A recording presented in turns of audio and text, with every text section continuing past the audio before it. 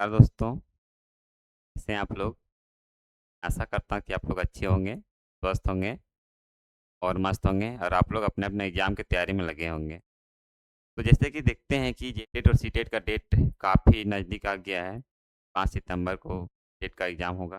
बाकी जेटेट का तो अभी डेट आया नहीं, फिर भी उम्मीद है कि नवंबर तक होने का चांस है। तो आप लोग मेहनत करते रहिए, लगे रहिए ताकि फर्स्ट अटेम्प्ट में जेटेट और सीटेट क्लियर हो जाए। तो जैसे कि पिछले क्लास में हमने कोहलबर्ग का थ्योरी बताया था और आज हम आपको उसके कोहलबर्ग के एमसीक्यू बताएँगे जो बहुत ही इम्पोर्टेंट एमसीक्यू है। 6 वर्ष में पूछे गए सारे एमसीक्यू। तो समय ना गँवाते हुए चलिए देखते हैं कि एमसीक्यू में क्या-क्या क्वेश्चन है। उससे पहले हम आपको कोहलबर्ग के बारे में कुछ-कुछ पॉइंट बता देते हैं, जो बताए थे उसको ऊपर-ऊपर हम बता देते हैं सरसरी तौर पे। सबसे पहले आइए कोहलबर्ग।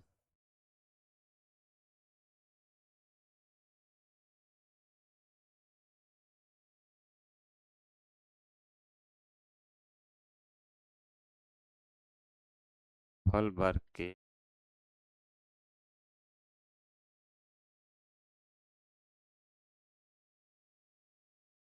सिद्धांत।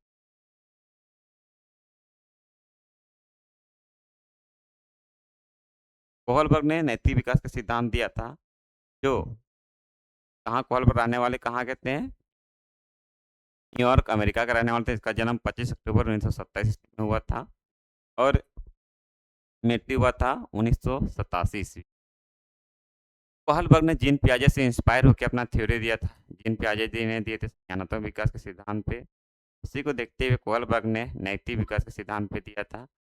तो कोहलबर्ग ने अपने सिद्धांत में हिंज की कहानी के द्वारा दिया था अपना सिद्धांत।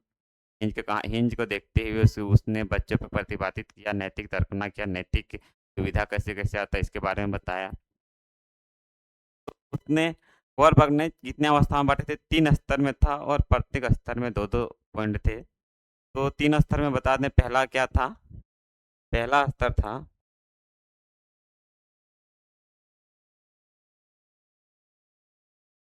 पहला स्तर था आपका फर्स्ट था प्री कन्वेंशनल। क्या था?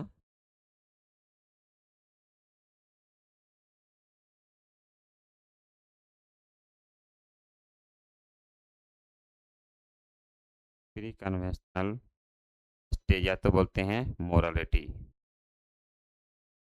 नैतिक। पहला क्या है? Pre conventional morality. दूसरा क्या था? Conventional morality. दूसरा क्या था? Conventional morality.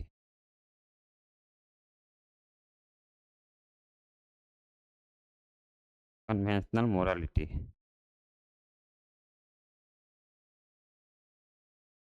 दूसरा क्या था? Conventional morality. और थर्ड क्या था? थर्ड था post conventional morality. Post conventional morality.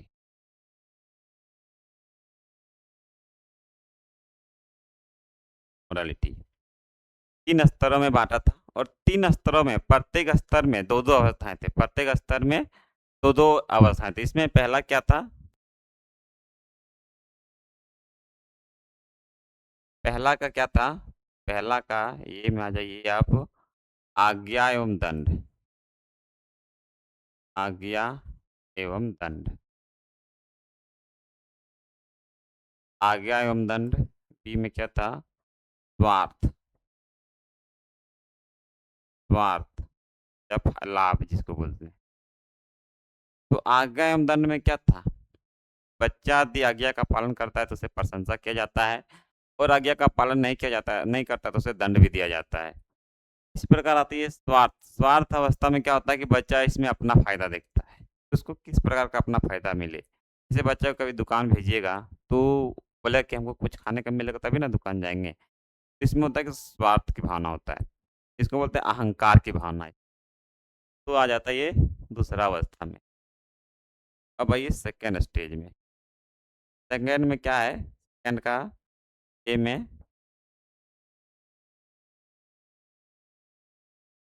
Second का ये में आ जाता है आपका अच्छा लड़का,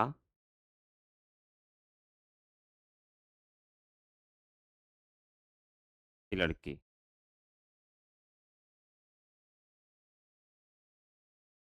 क्या आता है आपका सेकंड का ये में, जिसको बोलते हैं कन्वेंशनल स्टेज का पहला में। और इसका बी में क्या जाएगा आपका सामाजिक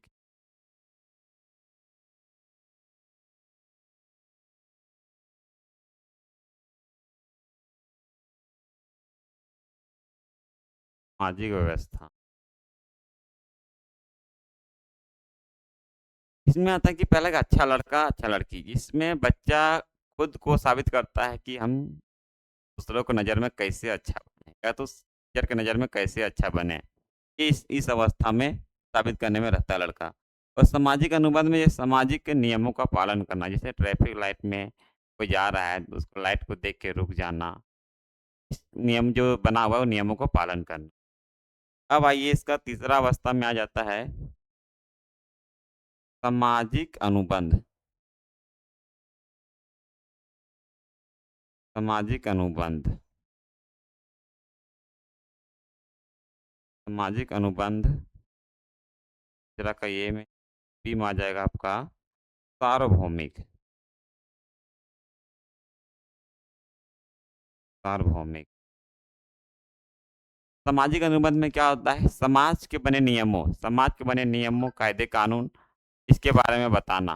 जबकि सार्वभौमिक स्तर में आता है, सार्वभौमिक में आता है कि हम दूसरों के प्रति परोपकार की भावना, जैसे कोई लड़का गिरा हुआ है तो उसको उठाना, उसको हॉस्पिटल ले जाना, उसको सेवा देना, इस प्रकार के आता है सामाजिक सार्वभौमिक नैतिक स्तर में आता है। जैसे लोकतांत्रिक बनना या इस प्रकार का इसमें आता है।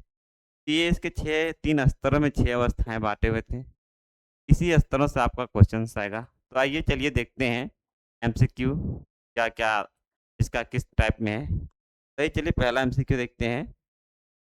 कोहलबर्ग कोहलबर्ग के द्वारा प्रस्तावित निम्नलिखित चरणों में से कोहलबर्ग के द्वारा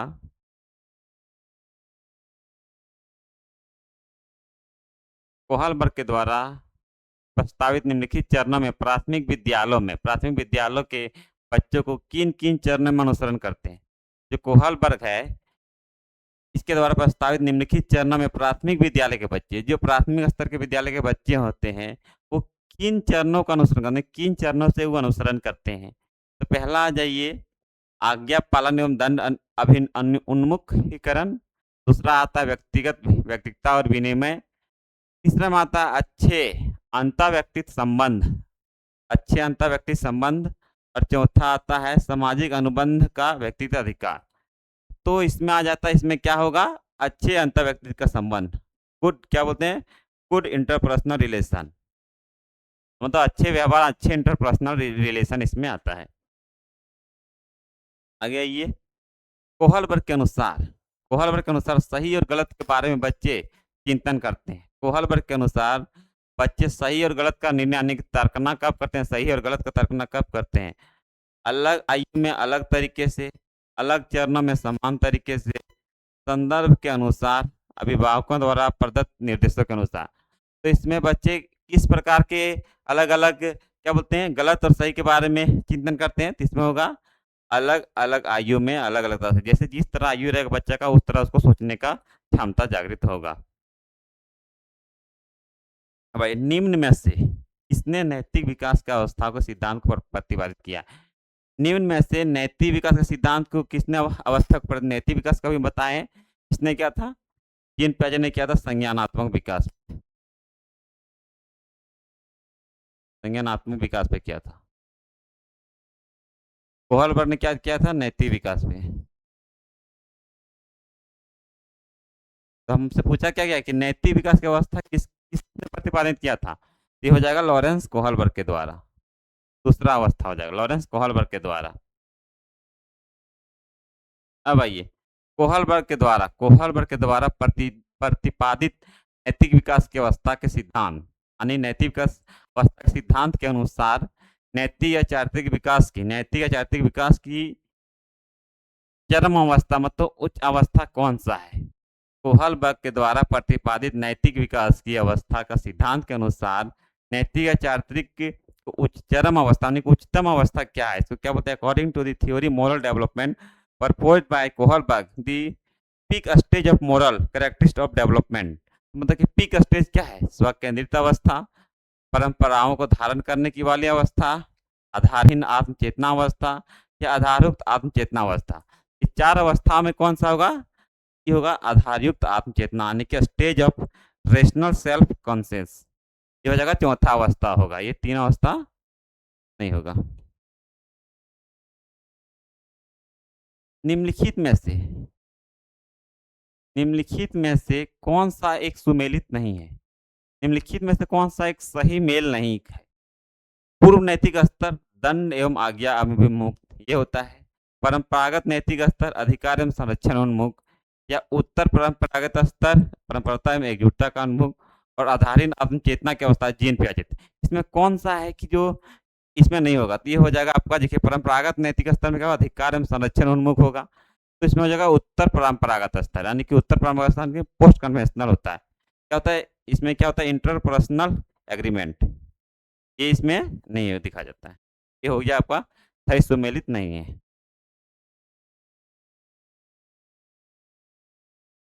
कोहलबर्ग के नैतिक विकास के सिद्धांत के संदर्भ में कौन सा कथन सही है? कोहलबर्ग के नैतिक विकास के संदर्भ में कौन सा कथन सही है? ये बालकों के मन में आज्ञा पालन का भरण दंड आधारित होता है, जो बालकों का आत्म अभिरुचि एवं प्रतिफल अभिमुखता को दर्शाता है। बालकों के मन में आज्ञा पालन का भरण दंड पर आधारित होता है, जो बालकों को आज्ञा का अभिरुचि के प्रतिफल अभिमुख को दर्शाता है। 3 नंबर अधिकार एवं संरक्षण अभिमुखता। अधिकार एवं संरक्षण अभिमुखता की अवस्था में बच्चे नियम एवं व्यवस्था के प्रति जागरूक दर्शाते हैं। या आगे भी सामाजिक अनुबंध अभिमुखता अवस्था में बच्चे वही करते हैं जो उन्हें सही और गलत लगता है। इस 3 अवस्था में कौन सही है कौन गलत है?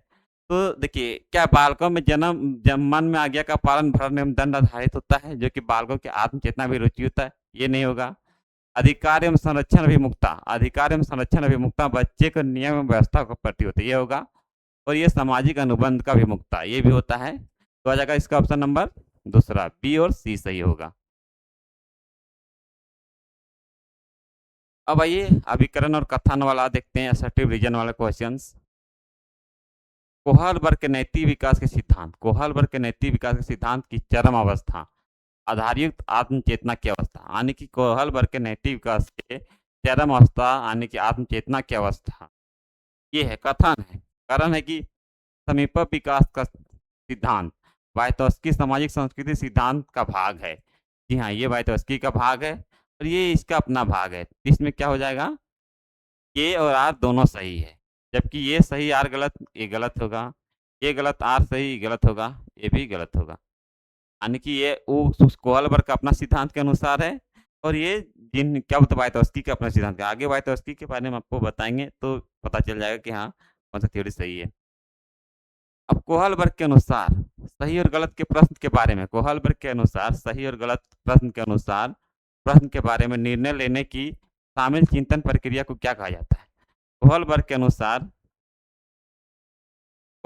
अनुसार सही और गलत प्रश्न का निर्णय लेने की शामिल चिंतन प्रक्रिया को क्या कहा? मतलब कि कोहलबर्ग है जो सही और गलत का प्रश्न के बारे में निर्णय लेने की शामिल चिंतन प्रक्रिया क्या कहते हैं? पहला, सहयोगी की नैतिकता, नैतिक तर्कना, नैतिक यथार्थ या नैतिक दुविधा। सही और गलत कब लेता है आदमी? तो हो जाएगा जब उसके नैतिक तर्कना आने की मोरल रीजनिंग आएगा, नैतिक तर्कना में आएगा, सही और गलत का निर्णय इसमें आएगा। ये सब नैतिक दुविधा रहेगा तब थोड़ी ना ले पाएगा। ये आपका आ जाएगा 3rd नंबर। कोहलबर्ग के सिद्धांत की एक प्रमुख आलोचना क्या है? हम बताए थे आपका आलोचना इससे पहले कि कोहलबर्ग का आलोचना क्या हुआ था और कौन किया था? कोहलबर्ग का आलोचना कैरोल गिल्गिन ने किया था, जो कि उसने बताया था कि ये सिर्फ लड़कों को पक्षपाती किया हुआ, नहीं लड़कियों को नहीं दिया। तो इसमें क्या है? कोहलबर्ग के सिद्धांत की एक प्रमुख आलोचना क्या है? कोहलबर्ग ने बिना किसी अनुभूति के आधार पर सिद्धांत प्रस्तुत किया। कोहलबर्ग ने नैतिक विकास की स्पष्ट अवस्थाओं को उल्लंघन नहीं किया। कोहलबर्ग प्रस्ताव दिया कि नैतिक तार्किक विकासात्मक है, और कोहलबर्ग ने पुरुषों एवं महिलाओं को नैतिक तार्किक में सांस्कृतिक भिन्नताओं का महत्व नहीं दिया।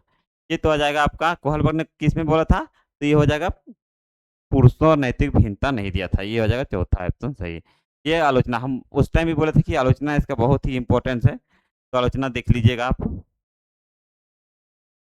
एक बच्चा तर्क प्रस्तुत करता है कि आप मेरे लिए क्या हैं, आप मेरे लिए करें और वह आपके लिए करेगा, यानी कि हम आपके लिए करेंगे और आप भी मेरे लिए कीजिए। यह बच्चा कोहलबर्ग के नैतिक तर्कना का विकास की अवस्था के अंतर्गत आएगा। ये किस अवस्था के अंतर्गत आएगा? पहला, अच्छा लड़का अच्छी लड़की, सामाजिक अनुबंध अभिमुखता, सहायक उद्देश्य अभिमुखता, या दंड और आज्ञा पालन कहता। इसमें होता है कि किसमें हम आपके लिए करें तब आप मेरे लिए कीजिए, तो ये जगह अच्छा लड़का, आने की दूसरों को दिखाने के लिए जिसको बोलते हैं। निम्नलिखित में से इस एक जोड़े का मिलान ठीक हुआ है, यहाँ दिया गया है, इसमें से कौन सा एक जोड़ा है जो कि सही मिलान किया गया? अच्छा लड़का अच्छी लड़की बनकर अभिविन्यास जिसको बोलते हैं अच्छा बनकर कोई स्वीकृति प्राप्त करता है। नियम और आदेश का अभिविन्यास मानव अधिकारों मूल्यों के आधार पर सिद्धांत को स्वयं चुनने जाते हैं। इसमें होता है कि क्या सामाजिक संविदा अभिन्यास किसी कार्य को भौतिक परिणाम को निर्धारित करते हैं कि वह अच्छा या बुरा है। किसी परिणाम को अच्छा या बुरा किस तरह देखते हैं? दंड देना और आज्ञा पालन अभिविन्यास या नियम तय नहीं है कि किंतु समाज के हित के बदले बदले जा सकते नहीं, ये तो आ जाएगा चौथा अवस्था। इसमें हो जाएगा अच्छा लड़का और अच्छी लड़की का अवस्था। इसमें क्या होगा? अच्छा लड़का अच्छी लड़की, मतलब अच्छा बनकर किसी को दिखाना, यानी कि हम कितने अच्छे हैं किसी को दिखाना। अगला आइए, नूर विद्यालय में अपना लंच बॉक्स भूल गई। नूर नाम का एक लड़की है जो विद्यालय में अपना लंच बॉक्स भूल गई तथा यह कहते हुए तान्या से उसका लंच साझा करने के लिए कहा। तो नूर अपना लंच बॉक्स भूल गई तो तान्या से यह कहा कि आप अपना लंच बॉक्स मेरे साथ भी शेयर कीजिए। तुम्हें आज अपना लंच बॉक्स मेरे साथ साझा करना चाहिए, क्योंकि कल मैंने तुम्हारे साथ अपना लंच बॉक्स साझा किया था। कोहलबर्ग के नैतिक विकास के सिद्धांत के अनुसार नूर का कथन अभिन्यास को प्रारूप अवस्था दर्शाता है। इसमें किस अवस्था दर्शाता है? पहला, आदान प्रदान परंपरागत अवस्था, या कानून व्यवस्था पश्च परंपरागत, या आज्ञा पालन परंपरागत, या अच्छा लड़का अच्छी लड़की होने होना। तो क्या कोई exchange conventional, low order post conventional, obtained conventional, being good conventional. तो ये हो जाएगा आदान प्रदान की परंपरागत, यानी कि हम आपको दिए हैं, आप भी हमको आज खिलाइए। क्या आ गया इसमें? लॉरेंस कोहलबर्ग ने नैतिक विकास के सिद्धांत के अनुसार व्यक्ति किस अवस्था में है जब वह विश्वास करता है कि वर्तमान समय में सामाजिक प्रणाली को सक्रियतापूर्वक बनाए रखने से ध्यानात्मक मानवीय संबंध और सामाजिक गर्व सुरक्षित रहता है। लॉरेंस कोहलबर्ग के अनुसार विकास के सिद्धांत के अनुसार व्यक्ति किस अवस्था में जब वह विश्वास है कि वर्तमान सामाजिक प्रणाली को सक्रियता बनाए रखने में ध्यानात्मक मानवीय संबंध और सामाजिक वर्ग को सुरक्षित रहता है। तो किस अवस्था में होगा? या आंतरिक उद्देश्य अभिविन्यास, सार्वभौमिक नैतिक सिद्धांत, या दंड या आज्ञापालन, या सामाजिक क्रम की व्यवस्था में। तो जब समाज का संबंध बनाने रखने किसमें हो जाएगा? समाज क्रम अभिन्यास की अवस्था में। ये हो जाएगा चौथा स्टेज आ जाएगा, ये तीनों नहीं होगा, इसका आ जाएगा पोस्ट कन्वेंशनल स्टेज हो जाएगा।